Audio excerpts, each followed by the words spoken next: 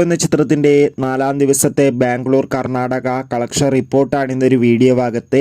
വീഡിയോയിലേക്ക് മുൻപ് video like ചെയ്യുക, ചാനൽ സബ്സ്ക്രൈബ് ചെയ്യുക. ഡിസംബർ മാസം ഇനിയും ധാരാളം ചിത്രങ്ങൾ OTT റിലീസ് ചെയ്യുന്നുണ്ട്. നമ്മുടെ ചാനൽ ഭാഗം പരിശോധിച്ചാൽ നിങ്ങൾക്ക് കാണാൻ വേണ്ടി സാധിക്കുന്നതായിരിക്കും.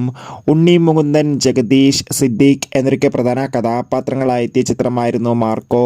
എല്ലാ സിനിമാ പ്രേമികളും ഒരേപോലെയായിരുന്നു ചിത്രത്തിൻ്റെ റിലീസിനായി കാത്തിരുന്നത്. ചിത്രത്തിന് അതിഗംഭീരമായ പോസിറ്റീവ് റെസ്പോൺസ് തന്നെയാണ് 4-ാം ദിവസവും പുറത്തുവന്നുകൊണ്ടിരിക്കുന്നത്.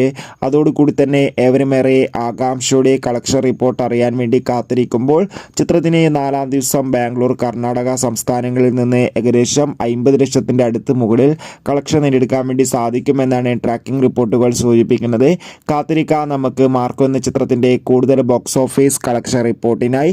ചിത്രം കണ്ടവരുടെ അഭിപ്രായം തീർച്ചയായും കമൻറ്റ് ബോക്സിൽ രേഖപ്പെടുത്താൻ വേണ്ടി ശ്രമിക്കൂ. അടുത്തൊരു വീഡിയോയിൽ കാണും വരെ ബൈ.